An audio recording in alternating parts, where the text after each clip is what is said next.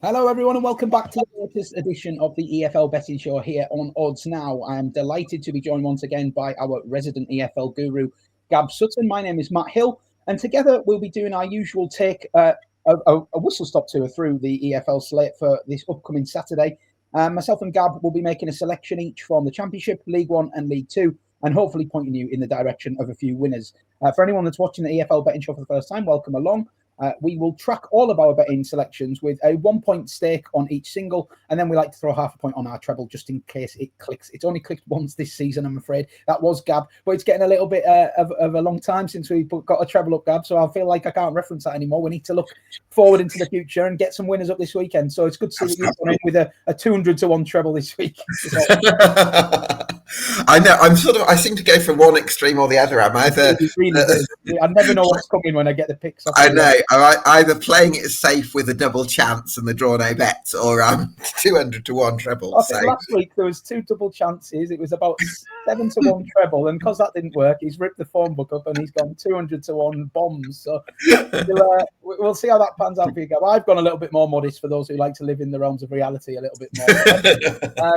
We'll see how it goes because my form's not been great either on this show this year. Unfortunately, we had a really great year last year, but it's been tricky going this year. But kind of getting 1 or 2 winners a week, which is enough to keep the pennies in the account, but not a lot more. So let's see if we can fix that this week with some good winners. We'll start at the Championship then, Gab.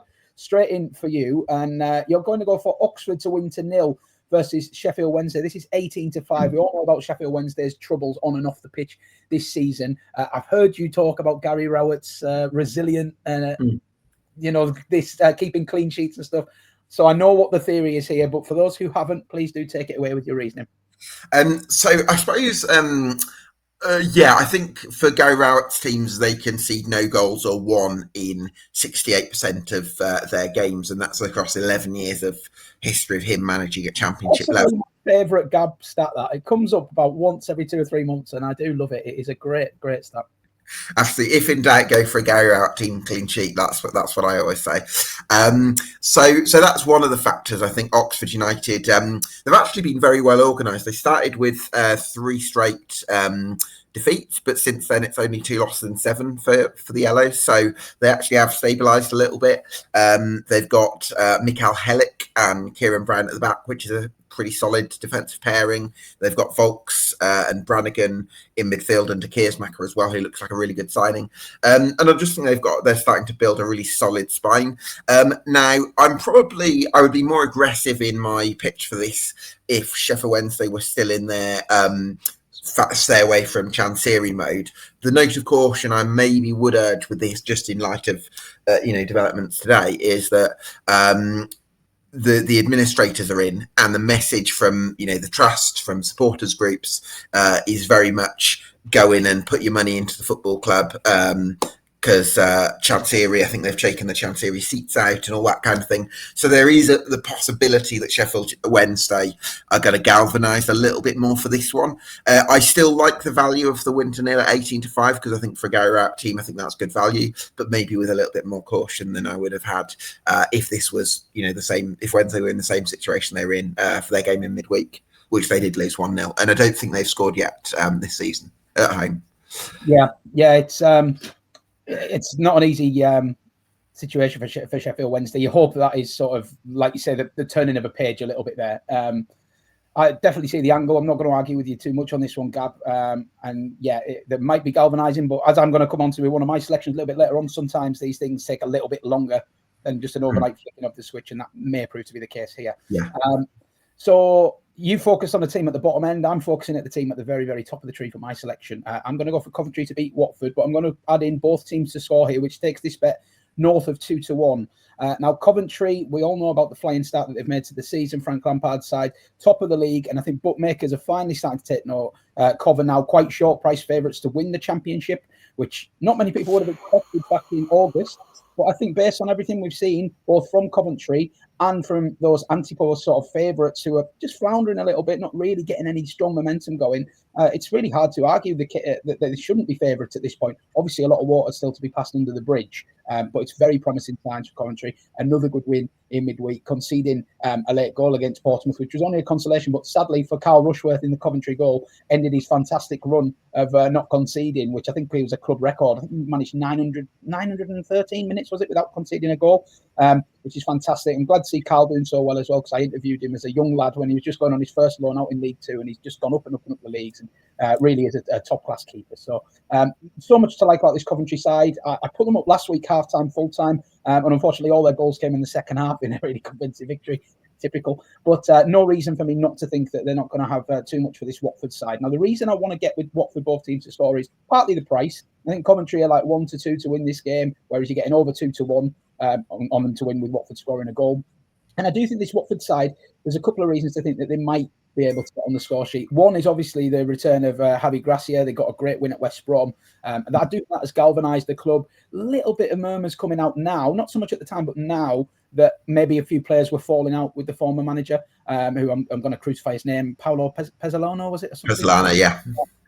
But yeah, just a few murmurs in the player interviews recently. I saw Rocco Vata saying that they need to start, playing as a unit and a team again, which I thought that probably hints that it wasn't all well behind the scenes, and it rarely is at Watford, to be honest. But one thing with Gracia coming in, I'm not sure whether he can hit the heights of his previous spell, FA Cup finals and Premier Leagues and this and that, but he's got a lot of buy-in from the fans, very popular with the fan base, and I think it galvanised them. And I do think he inherits a Watford side who, yes, they have their flaws, but there's a lot of attacking talent in the ranks here. And Vata is one I mentioned. He's a really explosive player. He's scored some fantastic goals when we've seen him.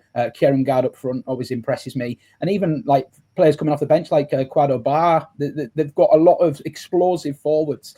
So it would not surprise me at all under Gracia's tutelage if Watford can make a good fist of this. But I do ultimately think they're just coming up against a Coventry side who've just got such good momentum at home and scoring for fun here. So I can see something like a 2-1 or a 3-1 to Coventry here. And I think that at north of 2-1, it's much more appealing than back in cover at nearly 1-2.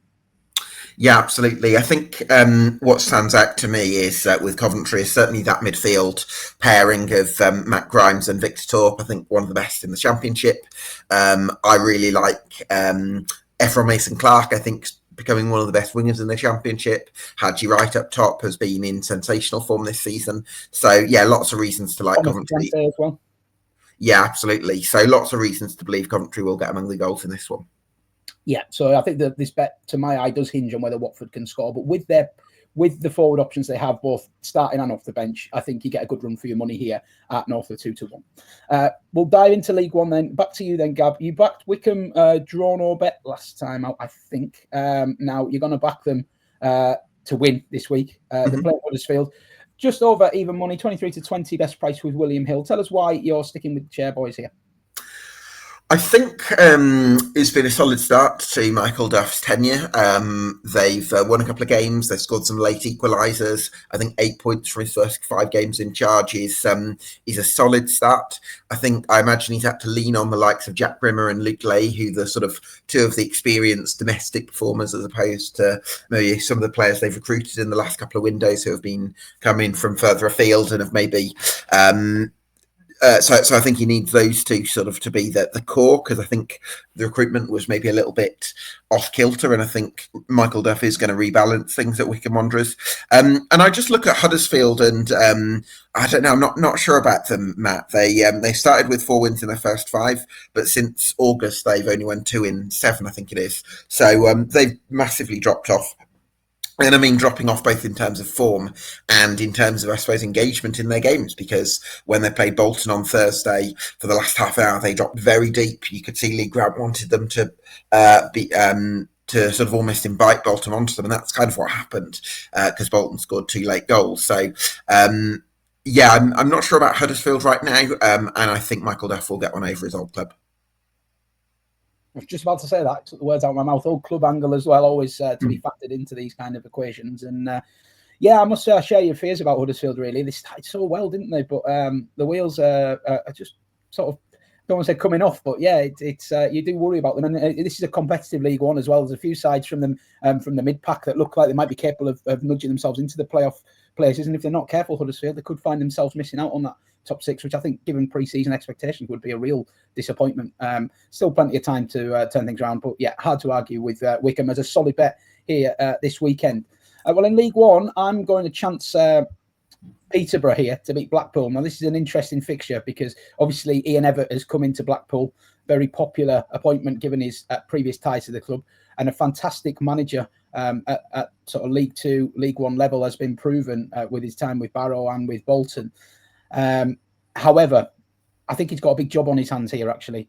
Blackpool disappointing last weekend, 2-0 loss at home to just extend the woes. They're bottom of the league. And Evatt is a man that he's got a very clear way of how he wants to play. I watched an interview with him being unveiled as the Blackpool boss, and it was very interesting. He talked about sort of his personal development journey while he's been out of football, having a bit more time to focus on himself. And I'm interested to see if we see many changes in his approach, because traditionally with an Ian Evatt side, you know what you're going to get. It's a very set way of playing.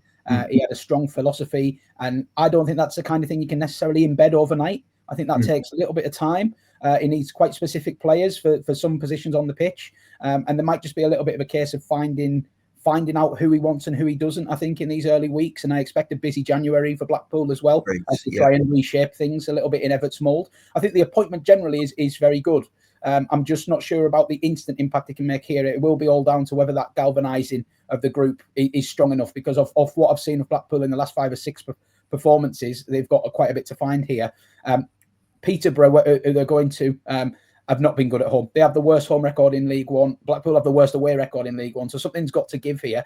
But I do think, Posh, there's been some signs of life in the last few weeks. I think the first 6, they lost 5 and drew 1. More recently, they've won 3 out of the last 5. The only 2 they didn't win are against Bolton and Lincoln, who are 2 of the sides I probably rate highest off what I've seen so far this season. So no shame in that. I do think this is a young Peterborough side, and sometimes that means that confidence can play a bigger part in things. I think when they get in a losing run, I worry about how they're going to pull themselves out of it. Equally, when you start to pick up a few points, I think with young players, that breeds a level of confidence as well. So having 3 wins in the last 5 should give them that boost.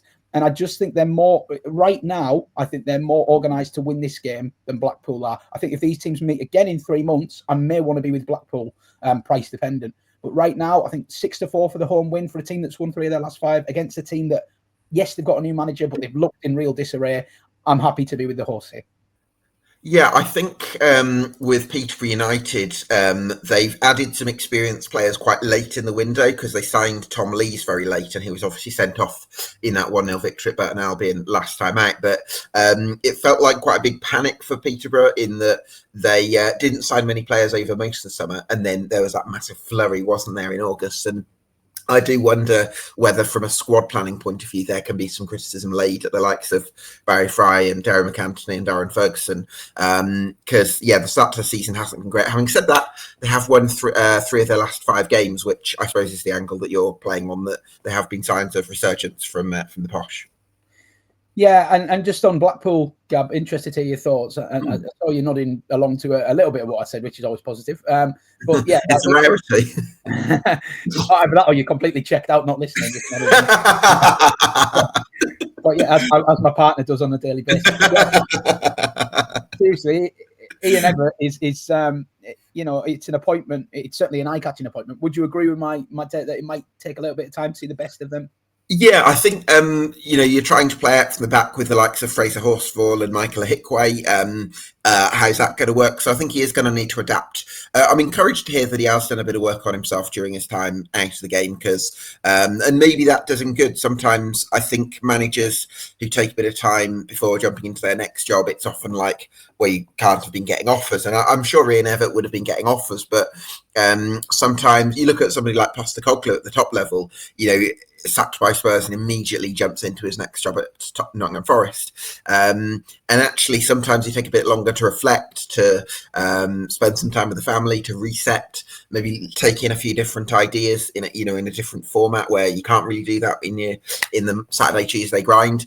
I think there's reason to think that Evatt might have benefited from that. So yeah, I would expect Blackpool to make some progress, even if they're not going to necessarily be playing the ideal sort of Ian Everett style of football between now and the end of the season. So adaptability is going to be the key for him. Yes, certainly is. Well, I'm going to bank on Peterborough to give him a rude awakening on his opening game, but the price is 31-20. That is with 10 bet, there's 6-4 available elsewhere as well at the moment. Into League Two then to round things off.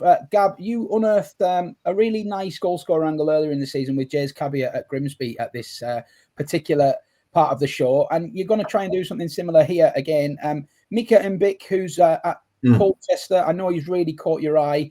You're going to back him. This is where the big price comes in. 2 or more goals against Swindon at 18-1, but there's a little bit more to the theory than just purely Mbick. I know you're a big fan, but you're also thinking that Swindon might be there to be got at because of absentees. Yes, so I think Swindon, when Swindon have actually conceded 19 goals in their first 13 games, and when Ryan Tafazoli came into the defence, it actually coincided with successive clean sheets, which looked like an improvement. But in the 4-0 loss at Accrington Stanley, Tafazoli got sent off, and the defence sort of capitulated. Now, obviously, it's with 10 men, but it's clear that he has that kind of dominance and that sort of influence that maybe other defenders, especially the younger defenders and Ollie Clark, who's playing out of position, might not be able to offer those same qualities. So that's one thing, the feeling that Micah Mbick can possibly bully centre-halves that somebody like Tafazoli might not allow. I think he's quick. I think he's strong. I think he's very persistent. And I think he's got an eye for goal as well. He's already got 3. He's already bagged a brace for himself away at Grimsby. So I'm liking that 18-1. And I think against an attacking Swindon side that play with their wing-backs very high up the pitch, Joe Snowden and Finley Munro, there is actually going to be angles for Mbick to find those one-on-one situations and make the most of those. So, yeah, I'm liking that 18-1. Wouldn't put people off the anytime goal scorer market, but if you want a bit of juice in the price, then the 18-1's there with Coral. Yeah, this is where I should have been more prepared to get you that anytime goal scorer price, really. But I will dig that out before the end of the show, Gab. I'll just wait for another opportunity for you to talk while I dig it out. Instead, we will dip over to the final selection of this week's show, which is me in League Two. I'm going to back Barrow double chance at home to Barnet, just under evens for Barrow here. I have great respect for Barnet. I fancied them to go well this season. I've backed them to get into the playoffs. And after a slow start, I think we are starting to see the best of Brennan's men. I think that, you know, that they've had some really good results, but also performances have improved. And it's been a little bit more like the Barnet we saw sort of dominate the National League last season with their very intense brand of football. And yeah, it's certainly not an anti-Barnet angle, but I just wonder if Barrow are being a bit underestimated here in this market. They're now 5 games unbeaten. Last weekend, they won away at league leaders Walsall, despite going down to 10 men at 1-1, they won it 2-1. And through my Carlisle links and listening to Radio Cumbria, I often hear Andy Wing's post-match interview afterwards, and I just think he's really starting to get a grip of this Barrow side and work out maybe where the shortfalls were. Really sounds like they've got a good team spirit in there at the moment. You know, he couldn't praise his players enough. So I think going up to Barrow at the moment is a really tough challenge for anyone in this league. And Barnet, as good as they've been, they do still throw in the odd stinking performance. Even some of their wins, you know, you've kind of found yourself going, that wasn't the most convincing win. When they're good, they're very good, Barnet. But I do still think they're adjusting a little bit to life in League Two. And I think a long trip to a Barrow team unbeaten in 5 is no foregone conclusion. So I was tempted to take Barrow draw no bet, but I actually like this, just virtually getting evens with the draw on side as well. So Barrow not to lose. I think the way they're playing at the moment, I'll get a really good run for my money here at just under evens. Yeah, I can see your argument for that. I think I was at Barrow's win at Walsall last weekend, and when you win 2-1 away at the league leaders as a team in the bottom half, that's obviously a massive achievement. And I think there's a huge amount of spirit and togetherness in that Barrow group, which I saw at the end when Andy Wing was going over to the fans and high-fiving everyone. So that was a nice moment. Excuse me. But I think one thing...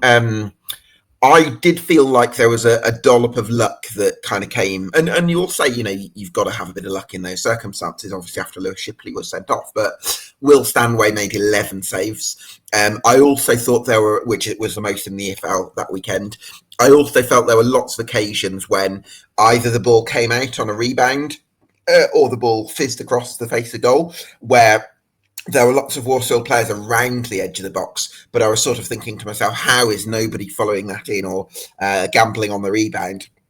And so do you sit there and say that's Barrow defending well, that they kept them out in that kind of last-ditch performance? Or do you actually say Walsall weren't accurate and ruthless with their finishing, and Walsall didn't attack those balls into the box and the rebounds, and Will Stanway had a worldie, but he's probably not going to do that every week? And if I'm being very harsh, and Barrow fans I'm sure will say I am being, I felt like there was maybe a healthy dollop of fortune in that. Now, does that have the potential to be a result that transforms Barrow's season and gives them that lift to go on and do things? Yes, possibly. But for now, I'm just urging a bit of caution, because I do think that on another day, Walsall could have scored 4 or 5.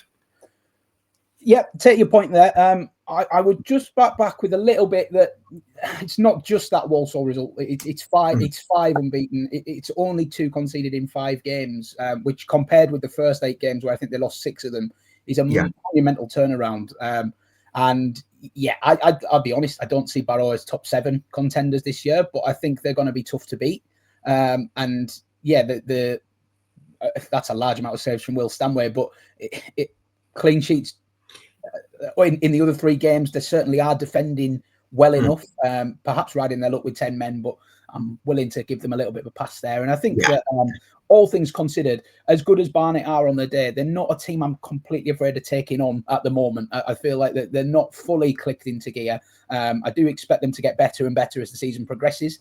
But right now, I feel this is a tough trip for them. And I think at the price with a draw on side, it's enough to tempt me in. So that actually makes for my treble, which is, I thought, a little bit aggressive at double figures, 12.73 to 1 with Betfred, but blown out of the water by 202 at Bet365. Now, I will just give you one positive mention here, Gab, that the last time you put up a 200 plus to 1 treble on this show was about 4 weeks ago. And after an hour, all selections were coming in. And I thought it was it even bigger than 200 to 1 last time? It might have been 400. It's something silly. Something that I didn't think was even worth checking until I checked the scores and panicked. I thought, how do we follow this if this wins? I'll wrap the show up. But so it was. I gave you a good run for your money. Hopefully the same this weekend. Let's just recap them picks then. Starting with mine, if I can take those banners off the screen. I'm going to have a point on Coventry to beat Watford with both teams to score at 21 to 10 with Bet365. Chancing Peterborough to beat Blackpool at 31 to 20 with 10 bet, and Barrow double chance at home too. That should read Barnet. Got carried away with that Walsall result so much I wrote Walsall on my graphic. And the half point treble pays 12.73 to 1 with Betfred. If I was pushing for my nap, I really do like Coventry and both teams to score against Watford. I think that the feel-good factor around Grass's return in the win in midweek should ensure that Watford give a good account of themselves, but I do think they will come up short against Coventry, and I really like that that's over 2 to 1 about that. Gab, out of those 3, if you had to back one yourself, would it? I would go with Coventry to beat Watford and both teams to score at 21 to 10. I like that one. Biggest price has got the endorsement from both of us. And then let's just round up with Gab's picks. So he's going Oxford to win to 0 at Sheffield Wednesday at 18 to 5. One standard pick from Gab this week is Wycombe to beat Huddersfield at 23 to 20 with WilliamHill. And then the real flyer of this week's show, Micah Mbick to score 2 or more goals for Colchester against Swindon at 18 to 1. Gab, while you're telling us what your nap is out of those, I'm going to get his anytime goal scorer price up as I promised earlier in the show. So take it away. Yeah, I'm going to go with my nap. I'm going to, you know what? I'm going to go for it. I'm going to go Micah Mbick to score 2 or more goals as my nap. I'm going to live dangerously, Matt. I'm taking that at 18 to 1 because I think that's a real a value play there, because I think he's going to get among the goals. It's getting a very, very strong endorsement from Gab, this Micah Mbick. Well, I've got the player betting up, so I can give you some more prices for Micah Mbick if you don't fancy the brace. It's 17 to 2 first goal scorer. And anytime goal scorer, you can have 11 to 4 anytime. Yeah, that is huge. I mean, because also he's quite low on the anytime goal scorer list. Yeah. I think he's I would have him as one of the likeliest players to score, certainly in the top 3. You quite often get these kind of, especially the lower you go, League 2, National League, you do get some value with the anytime scorers. You may well have unearthed one there. That 11 to 4 anytime is available with Sky Bet, and he is 2 to 1 in other places, so it is a standout. I'm not sure how long that will last. But we'll see. And it'd be rude for me not to give you the hat-trick price, which is 150 to 1. Again, that's with Paddy Power. So we'll see how that goes. It's certainly got a strong endorsement from Gab. I hope you enjoyed this week's EFL Betting Show here on Odds Now. Do give us a thumbs up and a subscribe if you can over on YouTube. Gab's column will be going up later on oddsnow.com today. The football punters panel giving you betting tips for the weekend is also going up. And it's all going on. So stick with Odds Now, and myself and Gab will be back again next week. If you are having a bet, please do gamble responsibly, and we'll see you again very soon here on Odds Now. Thanks for watching.